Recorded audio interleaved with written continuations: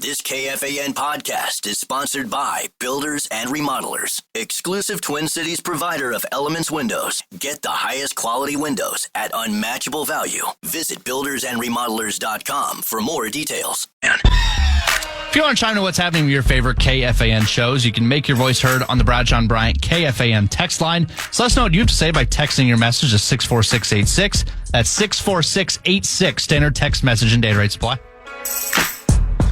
All right, what do they have to say over there, Double B? We got plenty of talkbacks to get to. We will start right here. Hey, good morning, guys. Mitch here from South St. Paul. So, things are looking pretty optimistic with the injuries and everybody coming back after the bye, but should we be concerned about Andrew Van Ginkel? Is this another Daniil Hunter situation?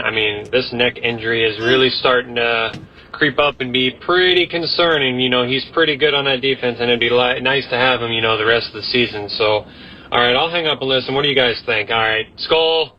Mitch, that's fantastic. That was a fantastic question. Because I'm not, I don't prefer to be concerned guy until I truly believe there is reason to be concerned. So I'm not 10 of 10 on this, all right?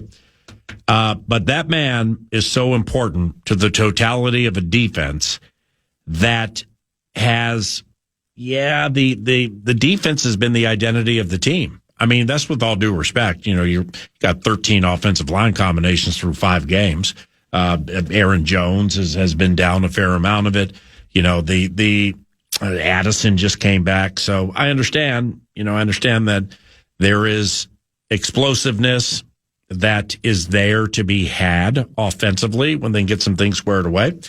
But here's what gets me with Van Ginkel is the defense has played a large part in keeping this team's head above water.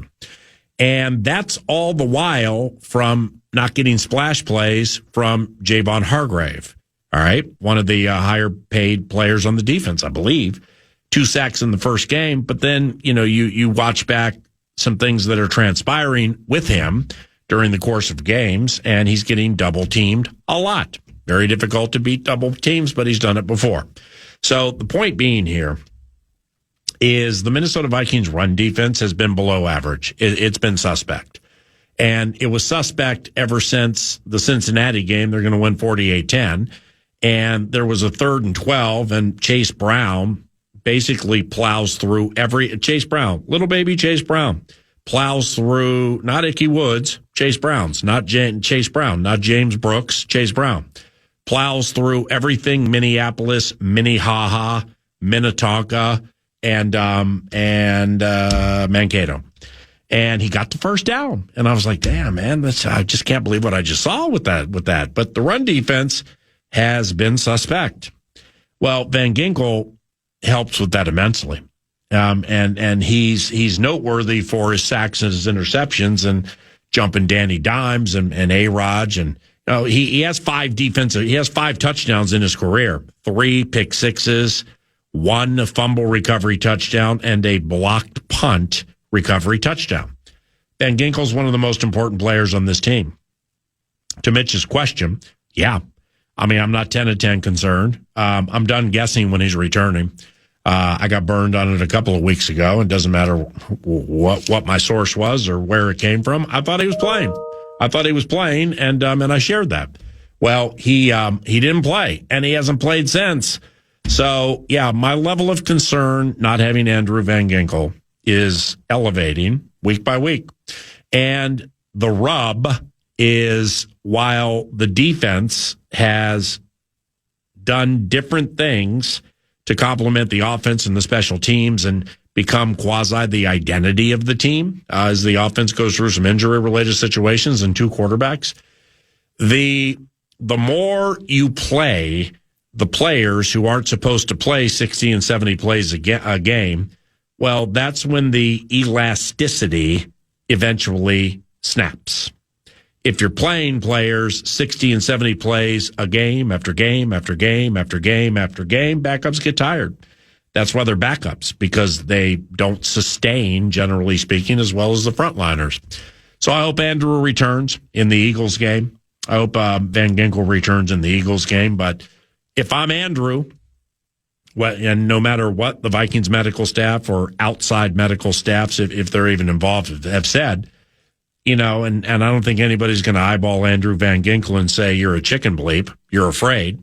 It's a young man and his neck in a violent game. It's a young man in a violent game and a neck injury. We'll just go ahead and leave it right there. What's next? Hey, PA, Max from Egan. I'm going to touch base on both the things you said. For the quarterback situation, I think we put Wentz in for one more game. I don't think you want to risk it with JJ. And also, if he ends up playing not great like he did in the first game, you can't pull him because his confidence will be out the window. And then for the Wild season, we have to win in the playoffs this year. If we don't, it's not looking good from the contract perspective. But, yeah, we need to win the playoffs. See you, bye. So thank you very much for the multifaceted talkback, Max. That was cool. So if not now, when? If McCarthy is healthy and Wentz has a wounded wing, it may have to be now. So the head coach of the Minnesota Vikings has won a lot of regular season games here. He has the Super Bowl ring, and he's the reigning coach of the year. You amass those accolades, and you get the benefit of the doubt on your decisions. So whatever transpires against the Eagles, of course, we or some of we will support. But with McCarthy assumedly practicing or getting on the field this week and then practicing in full next week, and Wentz has a wounded wing, it's leading up to it being J.J. McCarthy. I have no problem with that. This is I'm sorry to be gray area guy. Generally, I'm not. I couldn't care less which quarterback plays for the Vikings against the Eagles if Wentz has a wounded wing and the other kid is inexperienced. So that right there, one might not be able to play or protect himself because of the wounded shoulder, and the other needs experience. So I'm cool with whichever way they go with it. I could tell early in this equation I was going to be tired of that talker. So I'm just really, really glad. I'll be glad when this talker's over and they play a football game. One of them succeeds or one of them fails, and we move on from there. Well, hold on. The Wild with what he said. Yes. I don't know how closely you were listening, but were you listening? He's right. I was. What is it? I think if you polled all Wild fans from season ticket holders to Rubes, I bet 95% of them would say success this season is winning in the first round and getting out of the first round. Right. I think he's nailed it. And it's right. We just have been, we're celebrating 25 years of Wild hockey this year. And, the last 15 of them have been ended all the same way. So that to me, without a doubt, is success. I don't care if you're a wild card and win the first round. I don't care if you're the President's Cup winners and win in the first round. That's got to be the objective. Well stated. Some more, please. I'll hit you for 2 for 1 because they're both on the same talker that you just said you were tired of. PA, I'm not trying to put one player's health above the other player's health, but if J.J. McCarthy is going to be our franchise quarterback for the next 10, 12 years, then I don't think he plays again until this offensive line can figure it out and get healthy and get right and play with all of our starters on the same line for the first time. I love Wentz, great player, but don't want to see him to get hurt. But if JJ is our guy, we need to protect him. On the other side. What up, PA? This is Alex from Nice Dayton, job Minnesota. with that. I'm out here mowing lawns. I'm always tuning in to 9 to noon. Uh-huh. Big fan. My man. But I don't understand why people aren't on board with the kid QB coming back to start. Do we want to go with rental 1-year-old QBs every single season, or do we finally want to build our team around a young quarterback like we've seen the Packers do for the last, 30 years? Right. Thanks for the nice words. And for both of the talkbacks, it's very, very difficult, at least for me. But you're going to have those who are going to come in with big, audacious, loquacious, and loud opinions because that's what they feel they have to do. And it's 2025. I'm not that guy. I don't have a big opinion on this. And if I'm supposed to and I don't, I apologize, because I know what Carson is capable of when he's healthy. But I also know at age 22, it's a long life ahead of J.J. McCarthy. So, I mean, if he doesn't play in the Eagles game or the Chargers game, or they want to wait a little bit, let's, I'm not going to look at somebody's mental wherewithal or tenacity or lack thereof and say, if you don't do this and he's healthy, it ruins his confidence. I'm not going to disrespect somebody that way, because to be in the position he's in, to be drafted into the National Football League and actually win a game by age 22, that takes a lot of mental tenacity and fortitude in the first place. And I'm not going to shortchange what it's taken the young man to get here. If they believe that, you know what, we're cool either way here, the veteran is a little wounded, so we're going to slide McCarthy in and kind of go touch and go a little bit with a new quarterback against a Super Bowl winning team, and he's 22 years of age, and they choose to pull back on it and try something else. If that ruins J.J. McCarthy's confidence, well, then those who selected him are the ones who should come in question for not knowing that somebody's that mentally fragile. Yeah, that's so. I'm not as wrapped up in this as other people are. Maybe I should be. Maybe I'll get there. But the Eagles game will play itself out in a week and change. Next. Hey, PA, Chad from Chaska. Great to hear your voice spreading positivity and especially faith this morning across the airwaves in a time when our country likely needs it the most. Great to hear.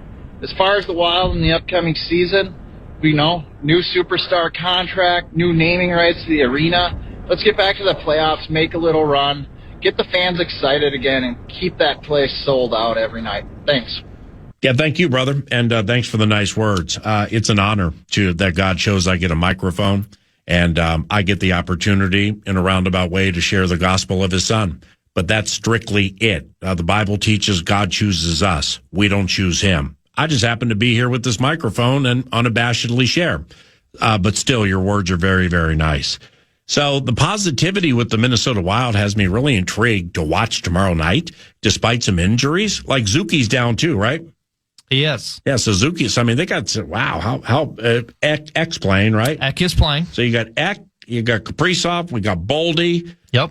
We have Fabesy, we have Z Boyum. Z. Our goalies, the goaltender 1-2 seems to be pretty good. They're really good. Doesn't that seem to be pretty good with Wallstedt as the 2 to Gustafsson? I've been waiting for Wallstedt to get his time to shine, and even with the Gus Bus extension, I still think he will. I think he'll get a good chunk of games. I really have a lot of faith in both of these guys. I think our 1-2 is as good as anybody's. Next. Let's go back to here. PA and the boys out walking my dog. Gotta say, it feels like throwing JJ into the Wolves against a pissed off Eagles defense on Monday night. Doesn't seem ethically sound. I don't know how I feel about it. Also, if the Wild get past the first round, good season. Need to see these boys overcome some adversity for once. It's been a long time coming. Hope we're doing well, fellas. Thanks, brother. Then enjoy the dog walk. Huffing and puffing, that dog in the background. Yeah, if McCarthy plays against the Eagles and he throws for 175, 0 touchdowns and 3 picks, I'm still not going to say it's ethically the wrong. I know what you meant, but I don't think that was the right word. I don't think ethics really has anything to do with it. Let's just get this game in the air. We'll figure out who the quarterback is by early next week, next Tuesday at TCOPC. Chat with Kevin O'Connell. Hopefully we have some steam by then. But until then, I'm going to follow the lead of the head coach here because I saw what he did with the Dobbs trick, and I saw what he did with Nick Mullins. And they didn't win as many games as maybe people would have liked them to, including me.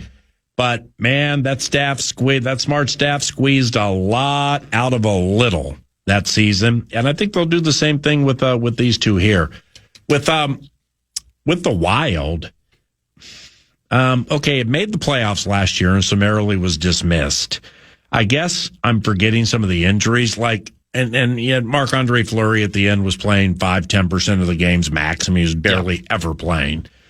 So I would have to say, with all due respect to HOF, the goaltending 1 and 1A has improved itself.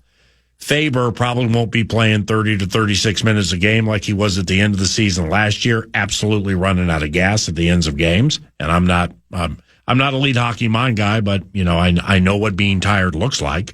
And boy, yeah, I'm with you on the I don't know if I would say 100% like you did when it comes to making the playoffs, but you know more about the Western Conference than do I. Like the team they hook tomorrow night, St. Louis. Now, this is back in the Jaden Schwartz days. Mm-hmm. Used to really give this team problems, specifically. Ryan O'Reilly. Yeah, Ryan O'Reilly. That was a great call there. Yeah. That's the name I was looking for. Yeah. Is St. Louis any good anymore? Oh, I mean, we'll see. They've got Jimmy Snuggerud now. Wow. Former Gopher. Instantly on their top line, might I add. So, yeah, and they've got some good players. But, again, we just don't know when what we see and on paper not always translates to, doesn't always go into the regular season. So we'll see. Yeah, for sure. I thought your squad would have 0 wins. The Packers at this stage of the equation, how many do they have? 3 or 2? They have 2. Yeah, it turns out they have 2. And they were against some pretty good squads too. And on that note, when we return, we're going to do a segment that every time Brett Blakemore produces 9 to noon, I put together something called Me and B. And we question each other's club, and it can get a little pointed. It can get a little nasty. Well, not nasty, but it can get a little, it can get a little loud. He is a lifetime Green Bay Packers fan, and I'm not a lifetime Minnesota Vikings fan, but I think I've been next to the team for about as long as Brett Blakemore has been on this earth. Yeah. So I care about that team, and me and B are going to question each other's clubs. We're going to do that around the corner on KFAN, but first. Yeah, the cash thing, the fan and 2 men in a junk truck want to give you a shot to win bonus bucks for the National Cash Contest. Head to KFAN.com. The keyword is cash this hour. Keyword cash, KFAN.com. Keyword cash.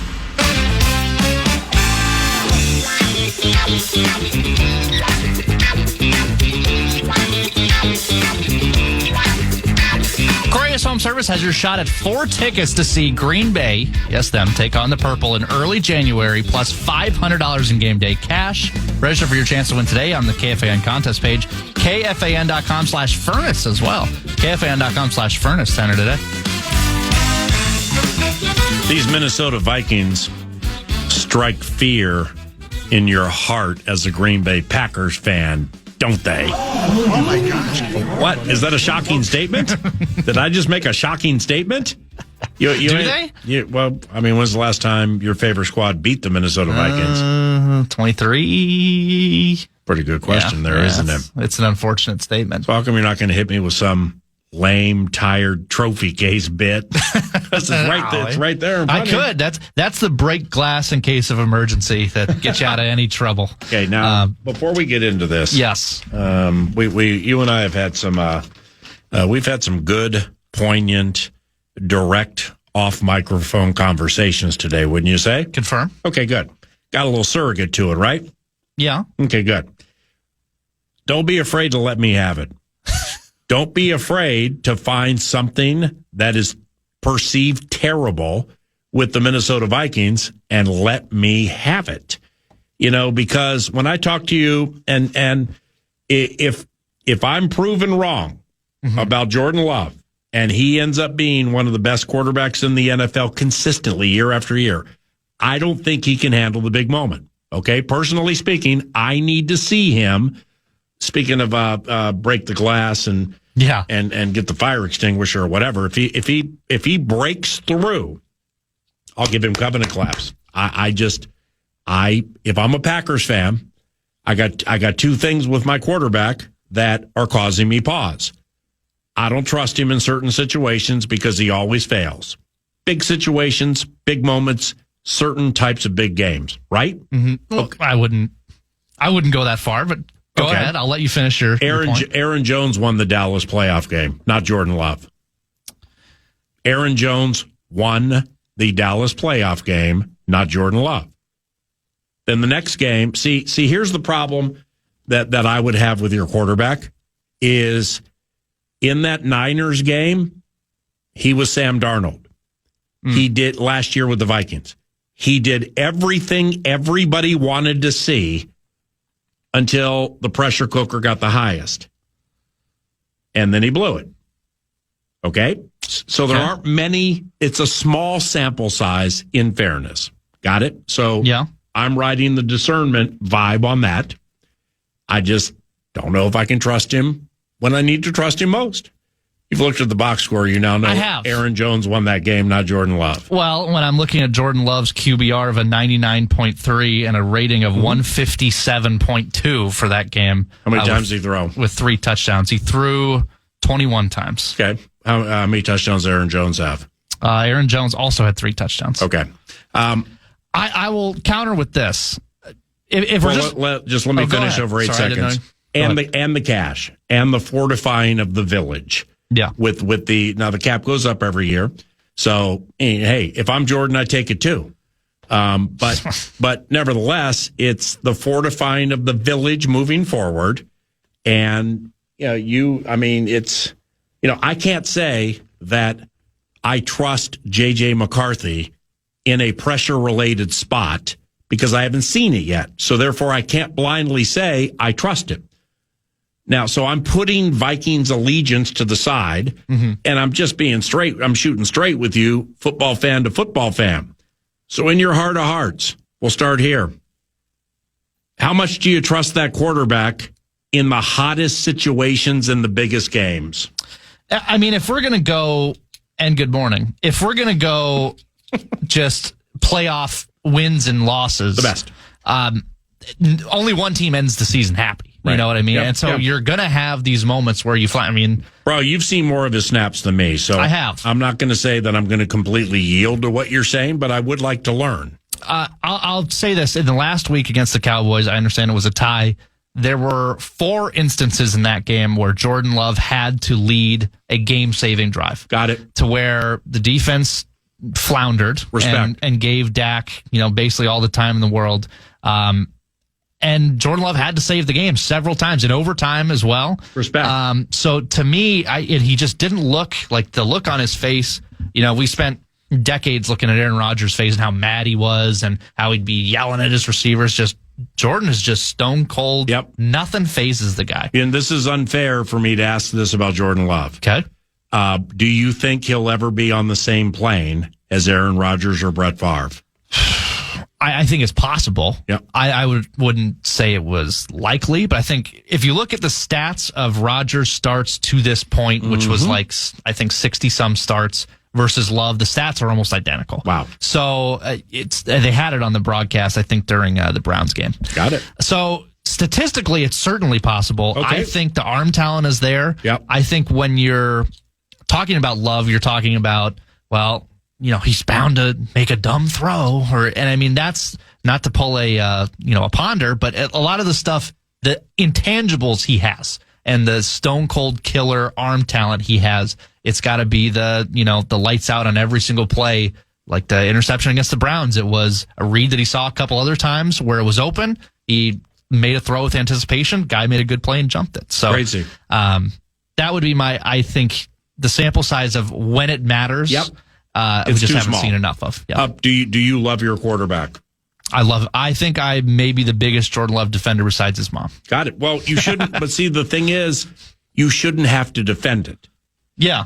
See what I'm saying? I believe it, though. Thank you. That's what I was looking for. So you hit me as hard as you want about anything you want, or we could just sit here and converse. We could. It's me and B, and that's your squad. What about mine? And I'm not afraid to rip. I mean, I rip the Wild all the time. I love the Wild to death. No, so I think I'm not afraid to you're rip such the a kind kid. You're such a kind man that I think you're afraid that you're going to frustrate me or upset me or hurt my feelings. And with a sports-related topic, all of that is impossible with me.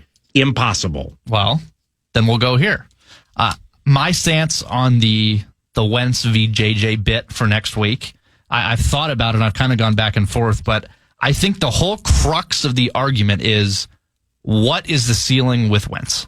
Because I think the only reason you should not be playing JJ McCarthy against the Eagles is if you think you can get to the big game with Carson Wentz starting the rest of the year, and you don't think that JJ is ready. I don't think Carson Wentz at this stage, real hot take here, not sure he's a Super Bowl winning quarterback at this point in time in his career, even with the weapons the Vikings have. So with that being said, if you'll concede that maybe he's not a big game winning quarterback, you have to go with JJ. And even if it is, he's not ready and you're going to go through these growing pains all year, you'd rather have that than go for a 10-7 season and maybe a wild card berth where you get spanked by the Rams.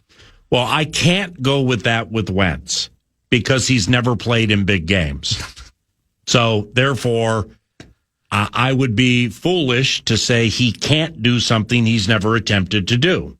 So in other words, when I talk about Jordan Love, it's the sample size is Dre Greenlaw, and that's it.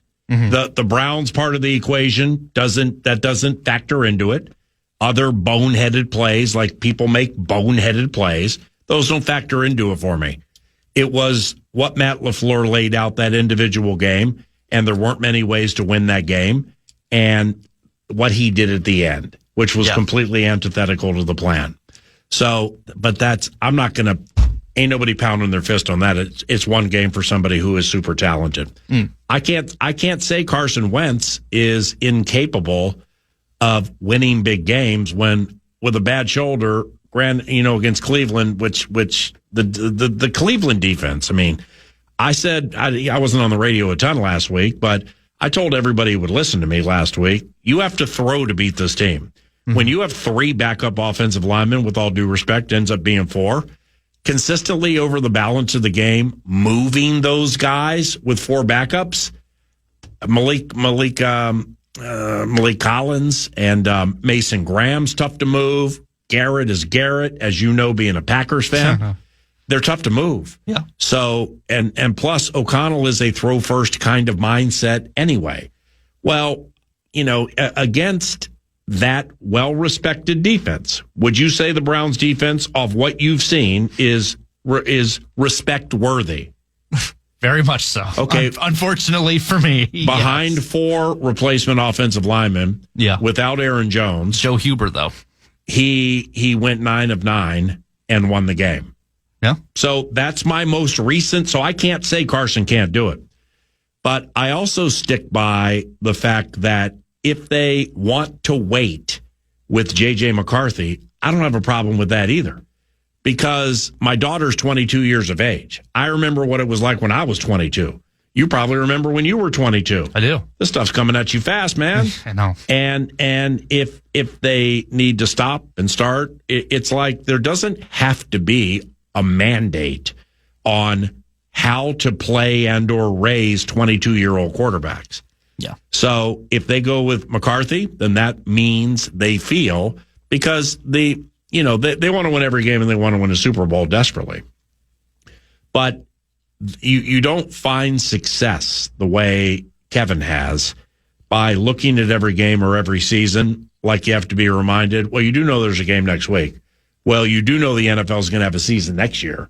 So there's no pressure to force anything either.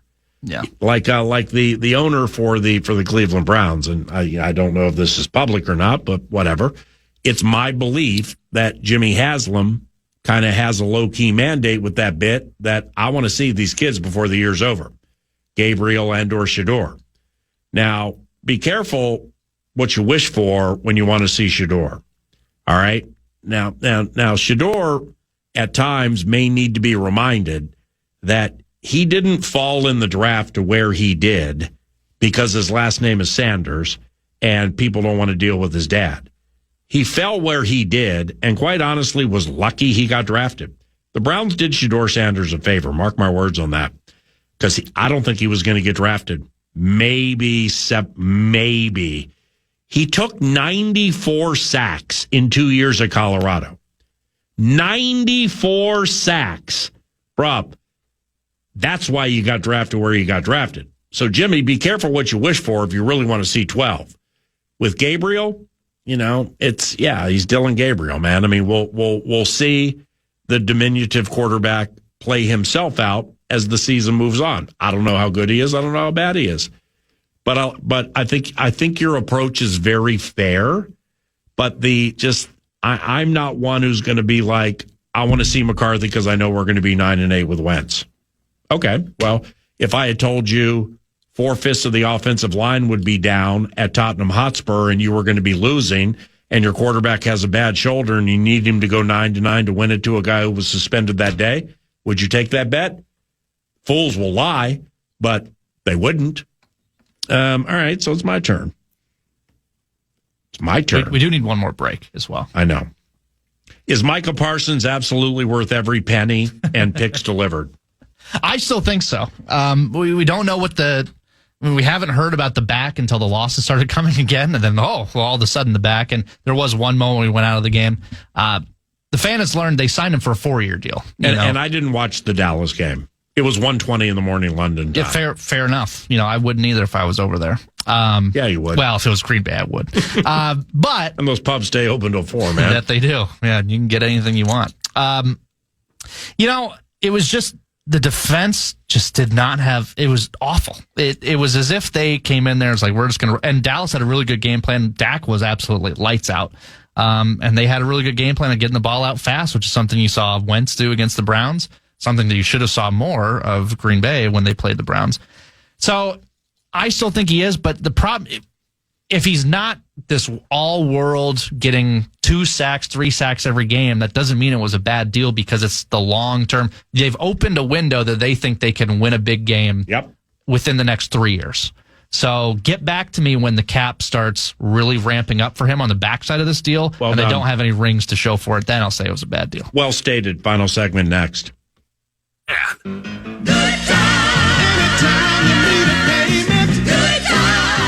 All righty.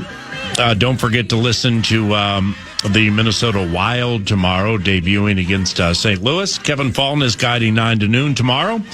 Wild Weekly tonight with Tenna B and Kevin Fulton featuring Kevin Gorg. That's sweet. And tomorrow, Pat Micheletti, Michael Russo, Joe O'Donnell from St. Louis, and Brett Blakemore back at the helm. Great job today, bud. Well done. Thank you. That's Brett Blakemore, and I'm Paul Allen. Y'all have a good day. And thank you for listening to 9 to Noon at FM 100.3 KFAN. Good